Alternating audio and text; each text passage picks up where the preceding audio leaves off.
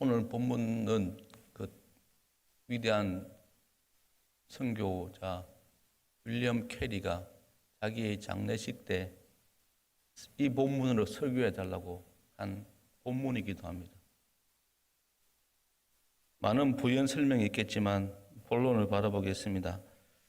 다윗은 본문 1절 2절을 보면 자기 죄를 지워주시고 맑게 씻어주시고 깨끗하게 해달라고 하나님께 구하고 있습니다.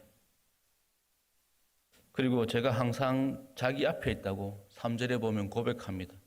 또 심지어 5절에서는 자신이 제약 중에 출생하였고 어머니가 재중에 자기를 잉태했다고 고백하고 있습니다.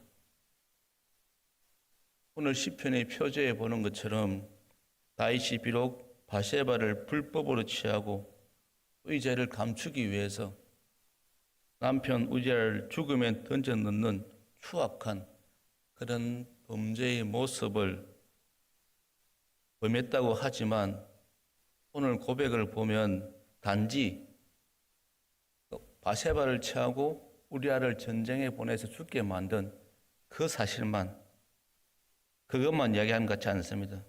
그 죄만 특정해서 말하는 게 아니라 본질적으로 자신은 자기 죄의 성격과 죄의 본질을 충분히 알고 있고, 그래서 근본적으로 자기 재성에 있는, 자기 본성 안에 지울 수 없도록 깊이 새겨져 있는 좀 죄의 흔적을, 자국을 고백하고 있는 모습을 보여주고 있습니다. 우리아에게 범죄한, 바세바를 범한 그 사실뿐 아니라 자기는 본질적으로, 근본적으로 죄인이라는 걸 지금 고백하는 겁니다. 그래서 오늘 본문은 1절, 2절 중심으로 다윗이 그 죄의 본질을 어떻게 보고 있는지 한번 살펴보고자 합니다. 1절과 2절에서 보면 다윗이 죄를 의미하는 단어를 세 가지로 쓰고 있습니다. 우리에게는 죄라는 그런 죄악이라는 그런 단어로 표현되고 있지만 이 의미가 세 가지로 분명히 구분해서 다윗이 설명하고 있다는 겁니다. 1절에 보면 내 죄악을 지우소서라고 할 때 죄악이 나옵니다. 여기서 말하는 죄악은 바로 경계를 넘어가는 것, 규율을 범하는 것. 우리가 흔히 말하는 선 넘지 마라, 선을 넘지 마라 할 때 그런 경계, 규율 말합니다. 지난 우리 아시안컵에서 이강인 선수가 그 선배인 손흥민 선수에게 행한 그런 어떤 잘못된 행위들, 그런 행동들, 그러니까 경계를 넘어서고 규율을 범하는 그런 모습들, 또 여기에는 의도적 반역이라는 뉘앙스가 포함되어 있습니다. 그러니까 이강인 선수가 손흥민 선수에게, 선배들에게 의도적으로 그렇게 한 모습, 그러니까 이강인 선수가 보인 그 모습이 바로 1절에서 말하는 죄악을 의미합니다. 그때 행한, 이강인 선수가 행동한 그 행동을 바로 오늘 1절에서 죄악이라고, 그런 모습을 죄악이라고 그렇게 표현합니다. 그러니까 일종의 항명 같은 겁니다. 그래서 다윗은 이 단어를 씀을 통해서 자기가 하나님께 의도적으로 반응했다고 분명히 지금 고백하고 있는 것입니다. 또 4절에서는 그가 내가 주께만 범죄라고 표현하는 부분이 있는데 바로 이 관점에서도 우리가 이해할 수 있습니다. 하나님께 의도적으로 자기가 반역했음을 숨기지 않고 있습니다. 그가 내가 주께만 범죄했다고 하면서 바세바와 우리아에게 범죄했다는 사실을 부인한 것이 아니라 자기가 범한 죄를 하나님 앞에서 분명히 인식하고 있다는 겁니다. 그러면 3절에서 내가 내 죄가를 아오니 라고 할 때도 이 죄가가 바로 제가 방금 설명드린 그런 다분히 의도성을 가지고 저희가 경계를 넘어서고 규율을 범한 그런 항명의 성격이 있음을 고백하는 겁니다. 두 번째로 이런 2절에서 나의 죄악을 맑게 씻으시며 라고 할 때 죄악이라는 단어를 사용하는데 이 죄악은 제가 방금 설명한 의미와 다른 의미입니다. 이것은 부패 타락의 상태, 부패하고 타락한 악한 상태를 이야기합니다. 그리고 이것은 기준과 길에서 벗어난 사람, 그걸 또 포함시키고 있습니다.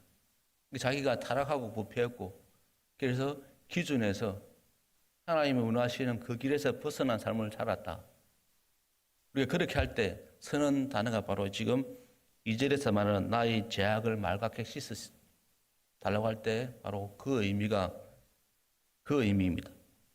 그러면서 5절에서 죄악 중에서 출생하였음이라고 또 단어를 쓰고 있는데 여기서 죄악도 바로 2절에 쓰는 죄악과 같은 의미입니다.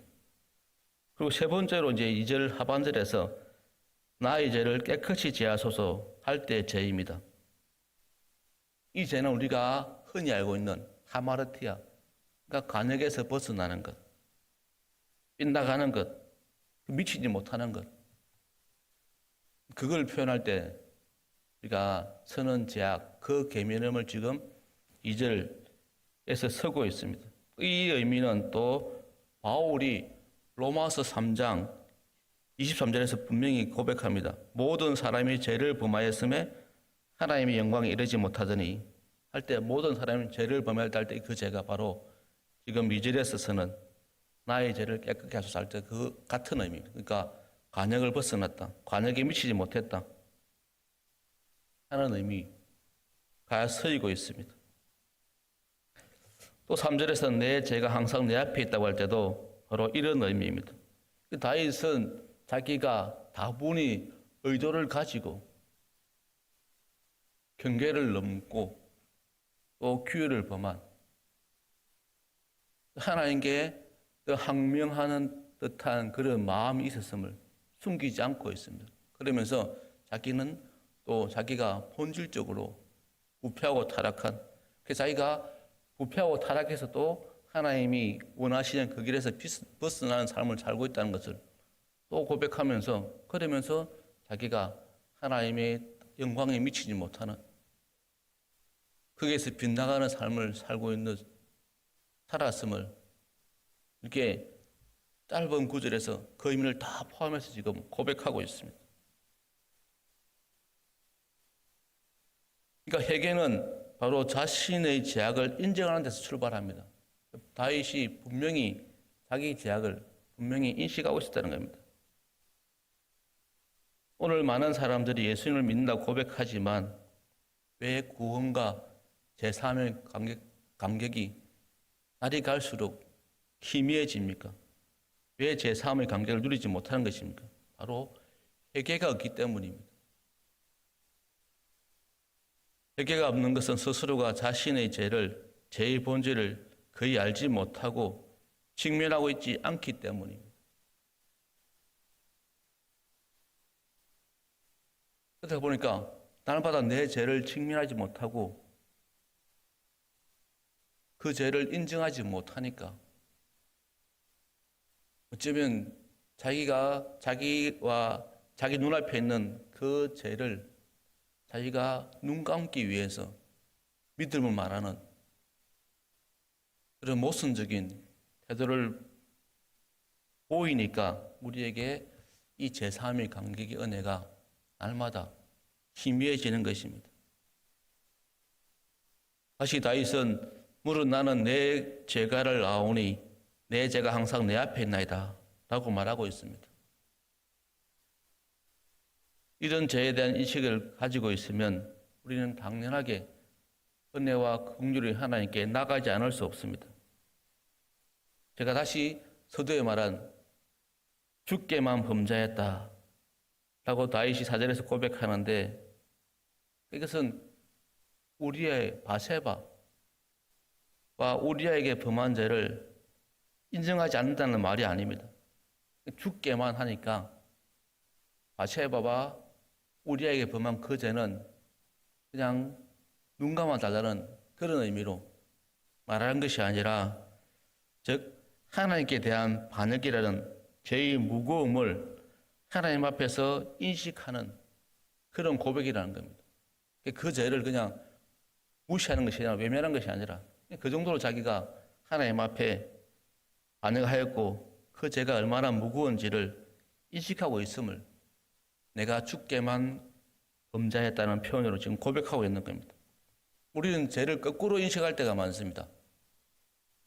내가 이웃에게 범한 죄를 뼈저리게 인식한다 할지라도 그 죄가 궁극적으로 하나님에 대한 반역이고 하나님의 법을 무시하고 깨뜨린 것이라는 사실을 인식하지 못한다는 겁니다.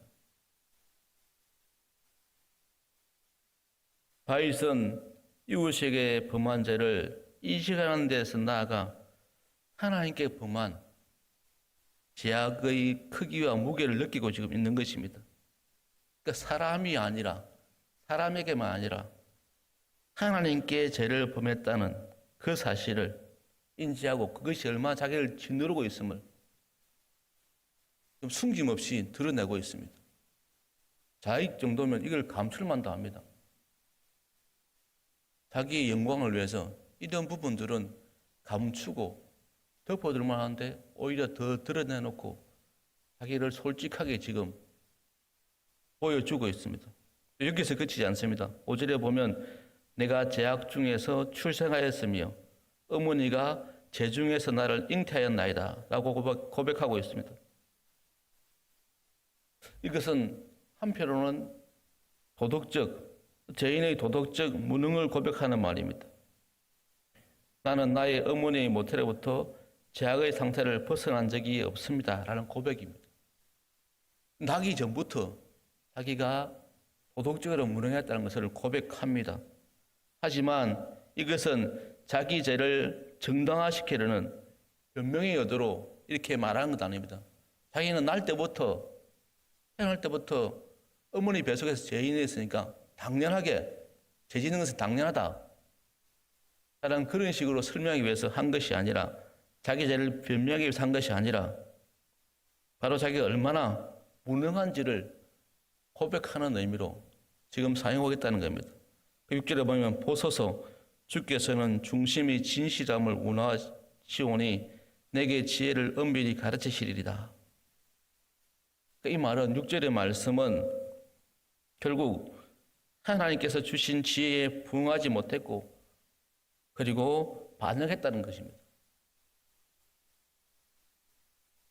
이 정도로 다윗이 자기 죄에 대해 철저히 지금 고백하고 있습니다. 이와 같이 다윗이 지금 51편을 통해서 참된 회개의 모습을 보이는 것은 자기의 죄악과 그 본질이 얼마나 엄중한지를 자기의 상태가 어떠한지를 정확하게 지금 인식하고 거기에서 자기 죄를 고백하고 회개하는 모습을 보이고 있습니다. 회개는 분명히 죄 자체를 슬퍼하는 것입니다. 그러면서도 그는 거기에 그치지 않고 그 죄가 타인에게 끼친 고통과 그 참혹한 결과를 또 슬퍼하는 것을 놓치지 않습니다.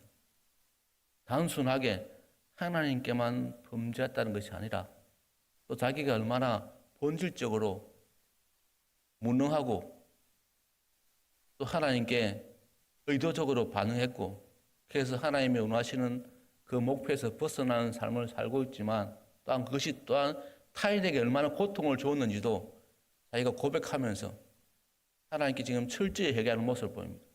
하나님께만 회개하는 것이 아니라 그 하나님께 지은 그 범죄를 통해서 타인이 얼마나 고통받았는지를 철저하게 인식하고 또 그 결과를 함께 슬퍼하는 모습으로 다윗이 지금 회개하고 있음을 우리에게 보여주고 있습니다.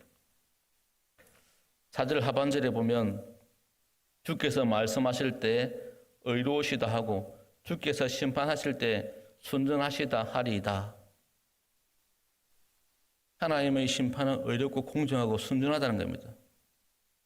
그래서 하나님이 자기를 심판해도 하나님은 선하시다는 것을 또 다윗은 분명히 고백합니다. 이 얼마나 놀라운 고백입니까?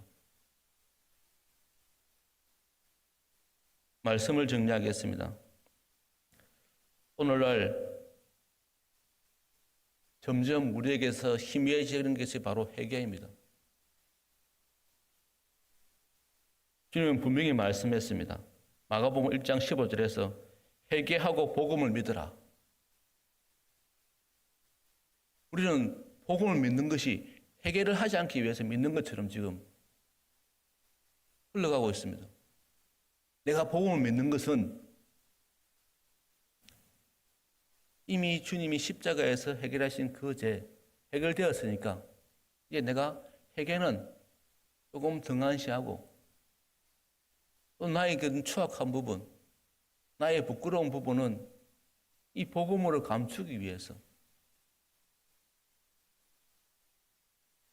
믿는 모습은 없는지 우리가 한번 살펴보았으면 좋겠습니다.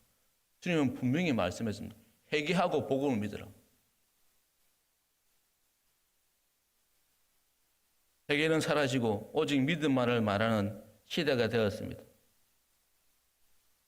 주님 우리에게 오늘 말씀을 통해서 분명히 말씀하겠습니다. 회개와 믿음은 결코 분리될 수 없다.